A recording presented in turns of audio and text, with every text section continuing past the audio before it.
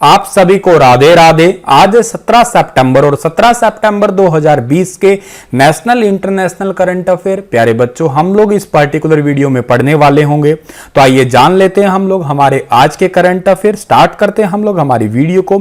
अगर आपको मेरे द्वारा पढ़ाए गए सभी लेक्चर्स का पीडीएफ फाइल चाहिए तो आप मेरे Telegram channel star IQ PDF के नाम से है एक, आप उसे ज्वाइन कर लीजिएगा। यहाँ पे मैं मंथली मैगजीन्स, RRB NTPC से related practice set, computer, current affair, chemistry, physics, biology और हर एक सब्जेक्ट, पॉलिटी, हिस्ट्री, उन सभी के नोट्स, बुक्स सेंड करता ही रहता हूं एज ए PDF। तो प्लीज आप इसे जरूर ज्वाइन कीजिएगा। अगर आप स्टूडेंट है, अगर आप सीरियस एस्पिरेंट है, तो आप लोगों के लिए यकीनन ये बहुत ही महत्वपूर्ण होगा। और दूसरी बात, अगर आपको क्विज लगानी है तो स्टार IQ क्विज पे आप जरूर जाइएगा और खुद आप क्विज दीजिएगा, बहुत अच्छा भी लगेगा आपको। आगे बढ़ते हैं हम लोग। और आज के करंट अफेयर पढ़ने से पहले कल मैंने आपसे जो सवाल पूछा था वो बहुत ही आसान सवाल पूछा था, लेकिन बहुत इंपॉर्टेंट जरूर था। किस अनुच्छेद में भारत के नियंत्रक और महालेखा परीक्षक की नियुक्ति की जाती है? तो हमारा जो आर्टिकल है वो कौन सा है? आर्टिकल नंबर 148 है। इस क्वेश्चन का सही आंसर ए है आपका। और दूसरी बात यह है कि अभी वर्तमान में हमारे जो कैग हैं वो नए ही बने हैं, जिनका नाम है GC मुर्मू, यानी कि गिरीश चंद्र मुर्मू। और ये GC मुर्मू जो है पहले जम्मू और कश्मीर के पहले उपराज्यपाल, जबकि जम्मू कश्मीर अभी केंद्र शासित प्रदेश नया ही बना था, इस करके पहले उपराज्यपाल, और दूसरे उपराज्यपाल अभी बने हुए हैं मनोज सिन्हा। तो इतनी बातें आपको सारी की सारी याद रखनी है। ये GC मुर्मू जो है ये गुजरात कैडर के IAS ऑफिसर थे। आगे बढ़ते हैं और आज का पहला क्वेश्चन पढ़ते हैं हम लोग। सदाशिव रावजी पाटिल का हाल ही में 86 साल की उम्र में निधन हो गया है। वे किस खेल से जुड़े हुए थे? तो सदाशिव राव पाटिल जी का अभी हाल ही में 86 वर्ष की उम्र में निधन हुआ है। ये क्रिकेट जगत से जुड़े हुए थे और BCCI ने जो है इनके निधन के ऊपर जो है शोक भी जताया है। पूर्व भारतीय क्रिकेटर रह चुके हैं ये। 15 सितंबर 2020 को कोल्हापुर में जो है इनका निधन हुआ है 86 साल की उम्र में। इन्होंने 1955 में न्यूजीलैंड के खिलाफ एक टेस्ट मैच में भारत का प्रतिनिधित्व किया था। 1952 से 1964 के बीच महाराष्ट्र के लिए 36 प्रथम श्रेणी में जो है 866 रन बनाने के अलावा 83 विकेट भी लिए थे इन्होंने। और उन्होंने रणजी ट्रॉफी में महाराष्ट्र की कप्तानी भी की थी। अब ये इस दुनिया में नहीं रहे। आगे बढ़ते हैं और अगला क्वेश्चन हमारा है कि हाल ही में कौन सा फुटबॉलर दुनिया के सबसे अमीर फुटबॉलर खिलाड़ी बन गए हैं? बहुत इंपॉर्टेंट क्वेश्चन है, किसी भी पेपर के लिए बहुत इंपॉर्टेंट क्वेश्चन है।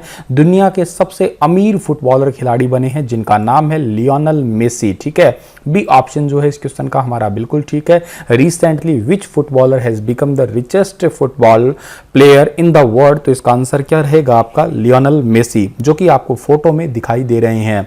अच्छा, इन्होंने हाथ में क्या पकड़ रखा है? इस अवार्ड का नाम है गोल्डन शू अवार्ड। ठीक है, आप इसे याद रख लीजिएगा। गोल्डन बूट अवार्ड भी कहते हैं, गोल्डन शू अवार्ड भी कहते हैं इसे हम लोग, तो आप इसे जरूर याद रखिएगा। ये एक बेस्ट फुटबॉलर खिलाड़ी को ही दिया जाता है।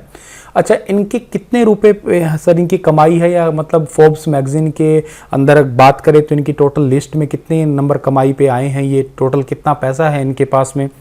126 मिलियन डॉलर, तकरीबन 927.5 करोड़ रुपए हैं, यूं कहिएगा आप लोग हमारे भारत की करेंसी के अकॉर्डिंग। इन्होंने पुर्तगाल के क्रिस्टियानो रोनाल्डो और नेमार सहित तमाम स्टार फुटबॉलर को पीछे छोड़ते हुए लगातार 2 साल से जो है ये स्थान पक्का कर रखा है। मेसी के बाद दूसरे स्थान पे जो है वो है स्टार स्ट्राइकर क्रिस्टियानो रोनाल्डो है। और फुटबॉलर जो है इन्होंने साल 2020 में 117 मिलियन डॉलर जो है इनके पास में इनकी कमाई थी। तो आपको दोनों की याद कर लेनी है, किसकी? रोनाल्डो की याद करनी है 117 मिलियन डॉलर, तकरीबन 861 करोड़, और आपको इनकी याद रखनी है लियोनेल मेसी की 126 मिलियन डॉलर। बहुत इंपॉर्टेंट क्वेश्चन है, याद कर लेना आप लोग। लोकसभा में सांसदों के वेतन में 1 वर्ष के लिए कितने प्रतिशत कटौती करने के प्रभाव वाले एक विधेयक को हाल ही में मंजूरी दे दी गई है? तो लोकसभा के अंदर 30% की कटौती वेतन के अंदर। कोविड-19 की वजह से आप सभी को पता है जो विधेयक पारित किया गया है, इसके माध्यम से जितना वेतन है, भत्ता है, पेंशन अधिनियम है, ठीक है, ये एक 1954 का अधिनियम बना हुआ था, उसमें संशोधन करके और 30% की कटौती का विधेयक जो है इसको पारित कर दिया गया है, मंजूरी दे दी गई है। ठीक है, आगे बढ़ते हैं हम लोग। अगला क्वेश्चन हमारा है कि पेटीएम फर्स्ट गेम्स ने किस पूर्व भारतीय क्रिकेटर को अपना ब्रांड एम्बेसडर बनाया है? पेटीएम फर्स्ट गेम्स ने, पीएफजी ने अभी हाल ही में सचिन तेंदुलकर को अपना ब्रांड एम्बेसडर बनाया है। डी ऑप्शन जो है इस क्वेश्चन का हमारा वो बिल्कुल ठीक रहेगा। सचिन तेंदुलकर को तो खैर आप बहुत अच्छे से जानते ही हो, इनका पूरा नाम है सचिन रमेश तेंदुलकर, ठीक है। और ये सिर्फ क्रिकेट में ही नहीं जो है बल्कि पीएफजी को लोगों के बीच में अन्य खेल जैसे कि कबड्डी है, फुटबॉल है, बास्केटबॉल है, इसके अंदर भी लोकप्रिय बनाने के लिए जो है वो प्रयास करेंगे, इन द सेंस ये ऐड करेंगे। मतलब ये आप यूं समझिएगा कि जब भी कोई ब्रांड एम्बेसडर बनता है तो वो ऐड ही करता है और कुछ नहीं है, क्योंकि बड़ा चेहरा लेके कंपनी जो है वो कमाई करती है और लोग थोड़े उनके फॉलोवर्स होते हैं तो उनको फॉलो भी करते हैं ये, ठीक है। आगे बढ़ते हैं हम लोग। तो विश्व ओजोन दिवस कब मनाते हैं? बहुत ही सिंपल सा क्वेश्चन है, यकीनन आपको इसका आंसर भी पता होगा। जो विश्व ओजोन दिवस मनाया जाता है, world ozone day is observed on which of the following days? तो इस क्वेश्चन का सही आंसर रहेगा 16 सितंबर को। अच्छा, ओजोन जो है वो कौन सी लेयर में पाई जाती है? समताप मंडल में पाई जाती है। सबसे पहले इसे कब मनाया गया था? सबसे पहले इसे मनाया गया था 1995 के अंदर। ओजोन लेयर करती क्या है सर? ओजोन लेयर जो है हमारी रक्षा करती है, किससे रक्षा करती है? यूवी रेज से रक्षा करती है, अल्ट्रावायलेट रेज से। जितनी ज़्यादा यूवी रेज आती रहेगी उतनी ज़्यादा ओजोन लेयर बनती रहेगी। होता क्या, पर्टिकुलर O2 यानी कि ऑक्सीजन गैस के साथ में एक ऑक्सीजन का मॉलिक्यूल मिलता है, O2 प्लस O मिलता है तो O3 बनती है जो कि ओजोन कहलाती है। ये मिलते कैसे हैं? ये यूवी रेज की वजह से ही मिलते हैं, याद रखिएगा आप लोग। तो एब्जॉर्ब करती रहती है और ओजोन बनती रहती है आपकी।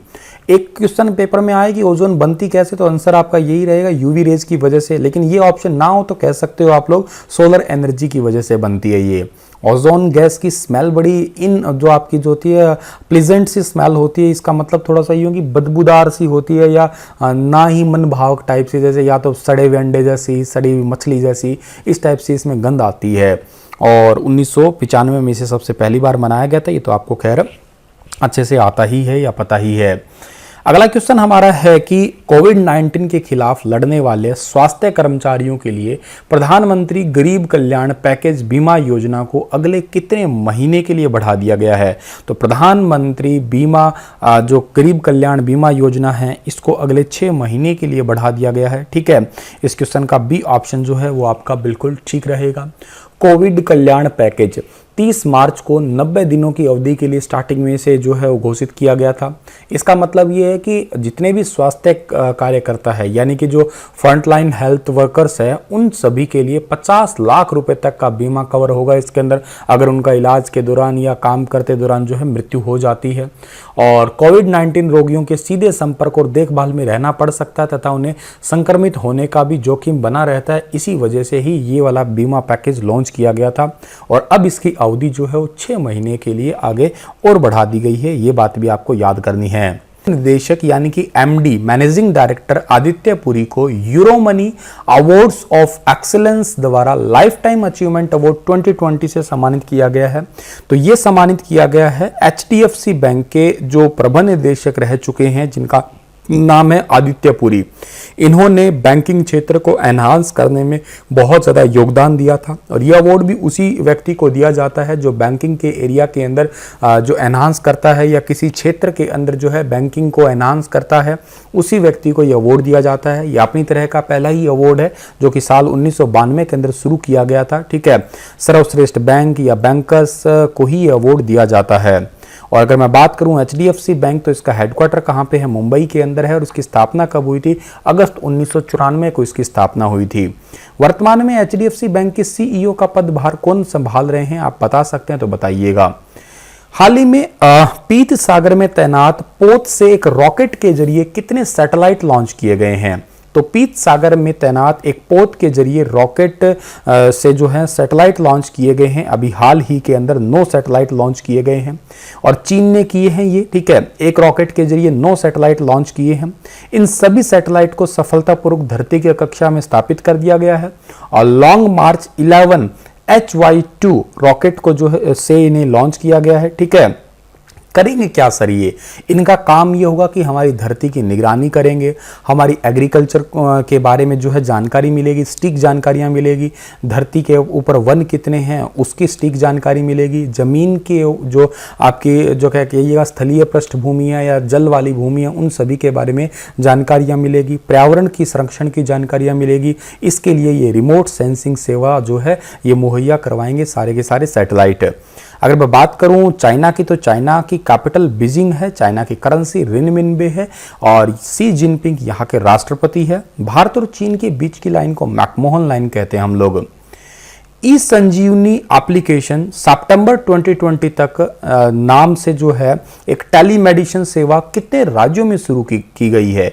ये भी एक बहुत इंपॉर्टेंट क्वेश्चन है। ई संजीवनी, देखो क्या होता है, कहते हैं ना कि वक्त बहुत बेकार है, लेकिन वक्त बेकार बेशक हो, बुरा बेशक हो, लेकिन थोड़ा सा यूं कहिएगा चीज़ों को सिखा ज़रूर दिया हमें। पहले ये होता था कि डॉक्टर के पास ही में ही जाना पड़ता था चेकअप करवाने के लिए, अब घर बैठे ही चेकअप हो जाएगा। यही है ई संजीवनी एप्लीकेशन, टेलीमेडिसिन सेवा कहिएगा। और अब तक जो है इसे 23 स्टेट्स के अंदर जो है वो स्टार्ट कर दिया गया है, रिमेनिंग के अंदर भी बहुत जल्द ही इसे स्टार्ट कर दिया जाएगा। अब ये है क्या? Basically the doctor to doctor e Sanjeevani is being implemented under the Ayushman Bharat and wellness centre. इसे Ayushman Bharat health and wellness centre के द्वारा इसे लॉन्च किया गया है। घर बैठे ही डॉक्टर से जो है वो सारे के सारे दिशा निर्देश लिए जा सकते हैं। चेकअप करवाने के लिए ही लैब में आना पड़ेगा। 2022 तक ये लक्ष्य है कि सभी के सभी राज्यों के अंदर जो है इसे लागू कर दिया जाए, अच्छे तरीके से, ना केवल लागू बल्कि जो है अच्छे तरीके से काम भी करने लग जाए। इसके लिए भी डॉक्टर और हेल्थ लाइन वर्कर्स और ऑनलाइन सेगमेंट जो है वो शुरू कर दिया जाएगा। तो काफी बेहतरीन क्वेश्चन है ये पेपरों के लिए। केंद्रीय संस्कृति मंत्रालय ने प्राचीन भारतीय संस्कृति का अध्ययन करने के लिए कितने सदस्यीय समिति का गठन किया है? तो केंद्रीय जो मंत्रालय है इन्होंने भारतीय संस्कृति का अध्ययन करने के लिए 16 सदस्यीय समिति का गठन किया है। ए ऑप्शन जो है इस क्वेश्चन का हमारा वो बिल्कुल ठीक रहेगा। ये समिति करेगी क्या? ये समिति ये करेगी कि भारत के अंदर 12,000 साल पहले या इसके दौरान, जैसे हड़प्पा सभ्यता है उस टाइम के दौरान की जो भी संस्कृति रही है उसको कैसे तरीके से समझा जा सकता है, क्या वर्तमान में उसका यूज हो सकता है। इस समिति के अध्यक्ष होंगे भारतीय पुरातत्व सोसाइटी के अध्यक्ष के.एन. दीक्षित। ये भी बात आपको याद कर लेनी है। और दुनिया भर की संस्कृतियों के साथ में अध्ययन और इंटरफेस करने का भी ये अध्ययन जो है किया जाएगा कि हमारे भारत का लिंकअप किन किन देशों की संस्कृति के साथ में रहा है। और इसको लॉन्च जो है वो किसने किया है? हमारे भारत के संस्कृति और पर्यटन मंत्री प्रहलाद पटेल ने। ये भी बात आप याद कर सकते हो साथ के साथ ही। इतने ही थे आज के क्वेश्चन पर। आपके लिए क्वेश्चन है कि 15 साल के निवास स्थान या 7 साल के अध्ययन के अधिवास का विस्तार करने के लिए केंद्र का नया नियम किस भारतीय राज्य या केंद्र शासित प्रदेश के लिए बनाया गया है? ये बहुत अच्छा क्वेश्चन है। ये करंट अफेयर का ही क्वेश्चन है, अप्रैल 2020 के दौरान का करंट अफेयर है ये। बताइएगा आप लोग, मिजोरम, नागालैंड, जम्मू कश्मीर या छत्तीसगढ़, क्या है इसका मतलब? ये भी बताइएगा आप लोग। धन्यवाद। इतना ही था आज का लेक्चर। हंसते रहना, मुस्कुराते रहना।